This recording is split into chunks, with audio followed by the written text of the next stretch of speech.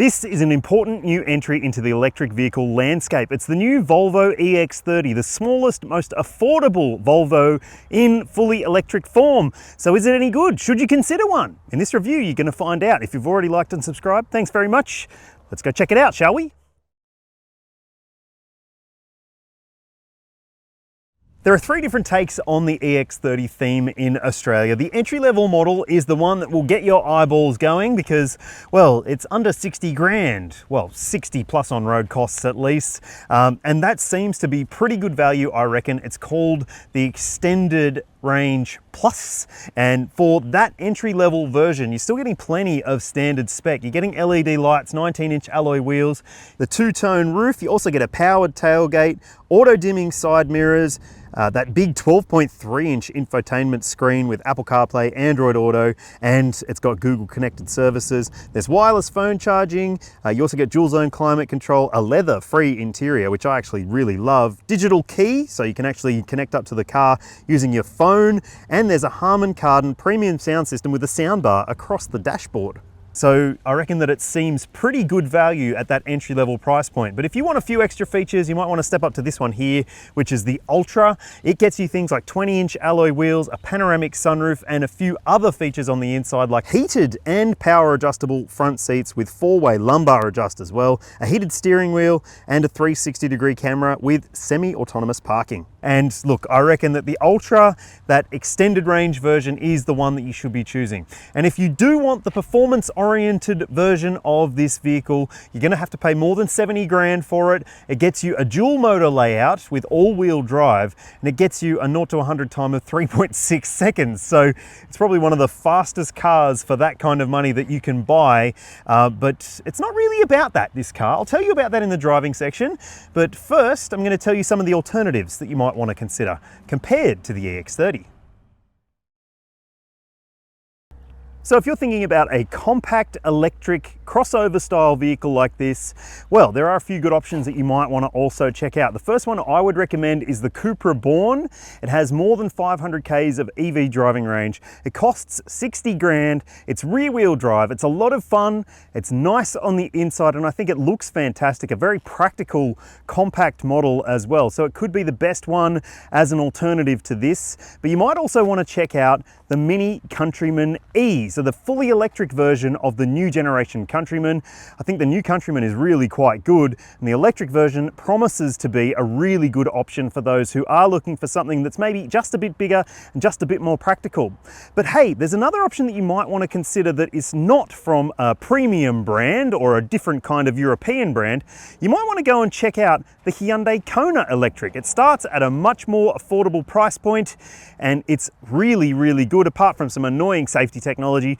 But I reckon that the Kona Electric could be a really good choice for you if you're not sure about rolling the dice on a premium brand for an EV. But tell me which one you would pick in the comments section below. I told you it's the smallest Volvo, and it is actually really quite small, just over 4.2 meters long. It's a little bit broad, and it's got a nice long wheelbase, so there's plenty of room inside, as I'll show you in a sec.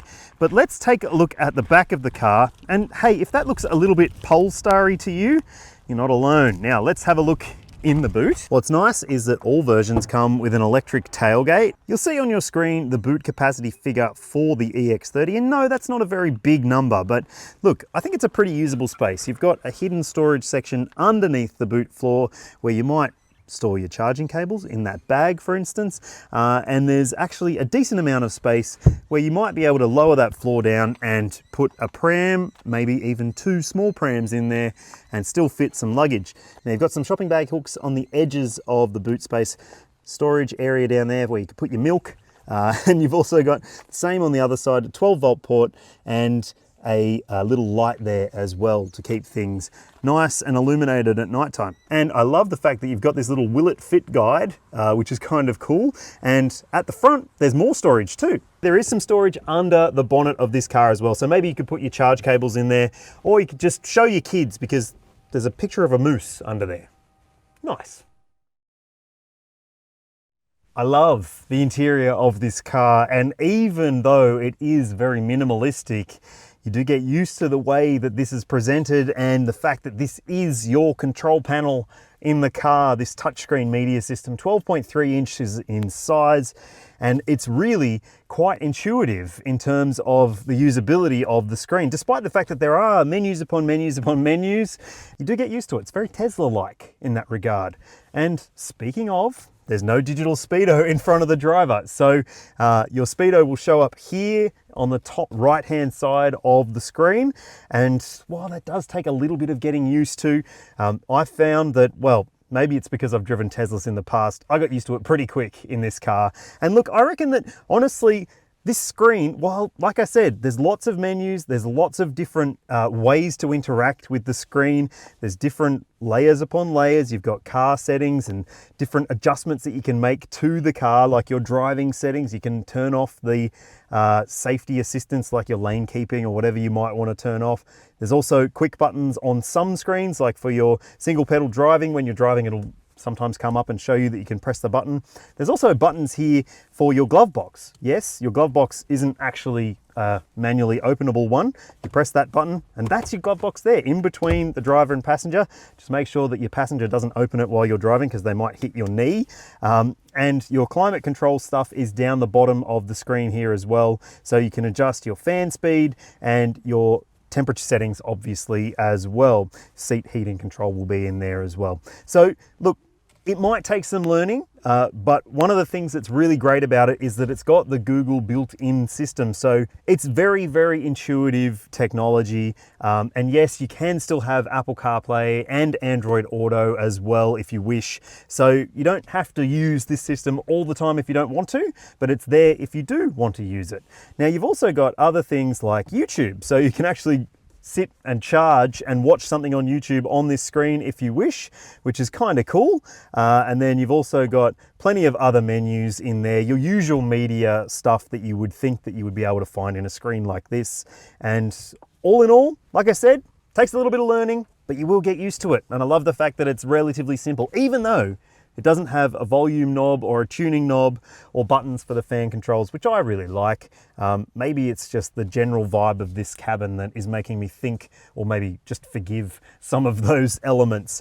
Now, the steering wheel, it's kind of like a squircle, and the controls here aren't necessarily as simple as some other cars out there in terms of the usability of these controls. So I've driven this car for a couple of hours now, and I've found that, well, I'm still not used to the controls on the steering wheel, and as well as the steering wheel controls maybe being a little bit confusing, they're piano black, so they show up thumbprints and fingerprints really easily. And the fact that your gear selector is up here on the right-hand side of the wheel, and that's also the button you use to activate cruise control. So when you're in drive, you tap it down and you can activate your cruise control that way. There's other cruise control controls on the steering wheel as well, and you can adjust things using the screen to do with the cruise control too. So look, it's all stuff you get used to, I'm sure. And also you'll have to get used to the fact that your window switches are here for the front windows, and then you can hit the rear button and that will open the rear windows for you. I'll show you some stuff in the back in a sec, but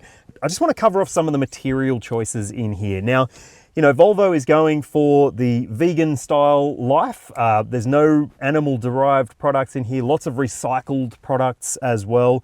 And this cloth seat trim, it is sumptuous. These seats are bloody delightful. And this dashboard design with this etched finish on this mid-spec and the lower spec version, it's just beautiful. And you've also got this sort of pebbly recycled look finish on the bottom parts of the doors and on the dashboard as well.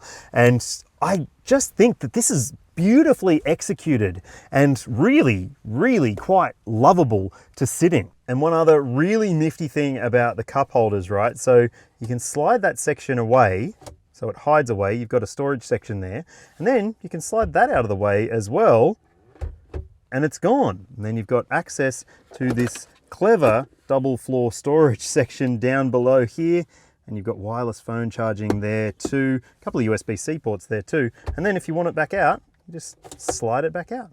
Great design. So let's see if the backseat experience can stack up as well. Okay, some bad news when it comes to the backseat experience. This seat is set for about my driving position. I'm 182 centimeters or 6 foot. And if I look like I'm squished, it's because I am. My knees are hard up against the seat in front. I've got not very much foot room. Headroom's okay, even with this big fixed glass roof, but it's not necessarily the most spacious feeling cabin. And if you've got 3 kids, it's not gonna work. 2, you might be able to squeeze them in if they're youngsters. There are ISOFIX points in the window seats and 3 top tethers as well. But just keep in mind that there are no directional air vents in the back of this car. And I think that's a real issue if you are a young family or you just like to have people in the back ventilated. I know it's a small car and the cabin should offer some airflow to the back, but I would just say that maybe it's not as good as it could be because of the fact that it doesn't have those vents. Now, just here, you will find your controls for the windows. So there's no controls on the doors apart from just door handles. You do have big storage pockets in each of the doors. You've also got a pair of USB-C ports up there and a storage spot for your phone if it's on charge. There's another little storage tray under here, which you can pull out. Another picture of a moose. And look, maybe you can store lollies or something in there. There's map pockets on both seat backs as well. But there is no center armrest and no fold down section for this middle part of the seat. So it's not necessarily nailing the brief when it comes to the back seat experience, although it is still pretty nice back here, I would say, just not perfect. Okay, let's talk powertrains for the EX30. The entry-level versions are rear-wheel drive with a single rear-mounted electric motor, single-speed transmission, and 200 kilowatts, which means nice, fast acceleration, 0 to 100 in just over 5 seconds. So even at the entry-level version, you are getting a fairly brisk, accelerating, small electric car. And if you want more acceleration or you desire to have all-wheel drive traction, then you can step up to the performance model, which adds another electric motor to the mix, a front-mounted one. You'll see the outputs for that version on your screen now. Yes, it's very, very, very quick, 0 to 100 in 3.6 seconds. So if you are after the fast one, that's the one to go for. But I think that the mid-spec or the lower spec version is fast enough for pretty much anyone. Okay, let's talk about battery specs first. So it's an NMC battery pack in this car, 69 kilowatt hour battery capacity. So it's not the hugest battery. And that means that your driving range, according to the WLTP standard at least, is 480 kilometers of EV driving in the entry level rear wheel drive models and 460 for the dual motor performance model. So you do pay a bit of a price when it comes to having the more performance oriented vehicle, as you might expect. Now you've got AC and DC charging. The maximum AC charge rate is 11 kilowatts. So at home, you'll need 3-phase power in order to plug in and get 11 kilowatt charging. And that should mean a 0 to 100 charge time of about 8 hours. And if you pull up to a fast charger at 175 kilowatts or thereabouts, you'll be able to get 10 to 80% in less than half an hour, which is pretty good, I reckon. So what is this EX30 like to drive? Well, I actually prefer the mid-spec version with rear-wheel drive than the high-grade version with all-wheel drive. And look, yes, the all-wheel drive version is fast, there's no doubt about that, but so is the mid-spec one. So personally, straight off the bat, mid-spec would be the one I would choose, maybe even that base model. I haven't driven it, and it might even be a sweeter car to drive because it's on a slightly smaller wheel, a 19-inch wheel rather than 20s like this one, and the one I drove before. So yeah, maybe mid-spec, maybe base model, I'm not quite sure. Right. So this one is the dual motor version, the performance focused one, and yes, it's really, really quick. There is no denying that this is ridiculously fast for the money. And look, it also does a pretty good job of handling itself as well. Not the best job though, I would say.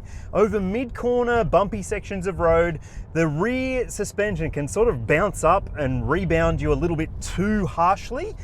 Another thing I'll just mention about this ride compromise that you have with these 20-inch wheels and the fact that this is a very stiff platform. So it's very torsionally rigid. What that means is that it feels very stiff. When you go over a bump, it doesn't feel like there's much flexibility to what's happening to the car. You just sort of take the bump in your stride. So yeah, it's maybe not the most refined or most plush ride, but I think that it's good enough for this application. It is a little bit annoying though that you do have to go through the touchscreen to adjust the distance between you and the car ahead if you are using adaptive cruise control. But for the urban driving and maybe mixed road surfaces, I think that this is still a very sweet car to drive. And like, there are a few different drive modes that you can pick from in terms of like your steering. You can have it on the lightest or the middle setting or the heavy setting. And look, I actually think that the middle ground is probably the right feel in terms of the steering. And yes, it does have a single pedal driving mode of sorts, but it's not quite as aggressive as some other EVs out there. And also, I'm just finding that maybe it is better suited to be a mid-spec car than a high-grade version. That's just me personally. If you really want or need the fake leather trim, or you really want or need all-wheel drive, maybe you go to the snow a lot, or you live where there's lots of unsealed surfaces, maybe the high-grade version would be worth the extra money. But yeah, it's fast, but I don't necessarily think that you're getting that much better a car than the rear-wheel drive version to justify that cost if you don't really need all-wheel drive. Now the rear-wheel drive versions, they're very fun as well and very fast too. And I really do like this car to drive. I don't think it's perfect, but for what it is, it's got a nice amount of character to it, and it's also pretty enjoyable and relatively refined too. It's got 20-inch wheels with low-profile tires, but it's not too noisy on coarse chip road surfaces or anything like that. So I reckon that it's a pretty impressive luxury compact electric SUV. Geez, the niches are getting smaller and smaller, aren't they? But yeah, I like the fact that it's luxury, but not in a flashy way. I like the minimalism approach. The Scandinavian design ethos here is very, very strong. And from a drive perspective, I like it too. So yeah, I reckon that it's a pretty good choice if you're thinking about an electric compact little car like this. But hey, we should really talk about efficiency, because that's something you want to keep in mind as well. Right, so when it comes to efficiency, you'll see the WLTP stated efficiency number for the rear-wheel drive versions on your screen now. And yes, just like petrol or diesel, the lower the number, the better. And now I'll show you the all-wheel drive dual motor version. And yeah, there's a bit of a penalty to pay when it comes to efficiency if you choose the faster one, just like if you were to choose a faster petrol model, right? So that in mind, I'm going to show you some numbers on your screen now over this test drive, which hasn't been my usual driving. It's a mix of driving outside of Adelaide for this launch event. Thanks to Volvo for having me along. And look, I think that it's decent in terms of the efficiency, but it's maybe not quite as efficiency focused as some of those rivals that I mentioned earlier, in particular the Hyundai Kona Electric, which is really, really good when it comes to the efficiency factor, but it's not quite as fun to drive as this. So it's probably just a bit of a compromise factor. It's not necessarily the most efficient electric car, but it's not bad at all.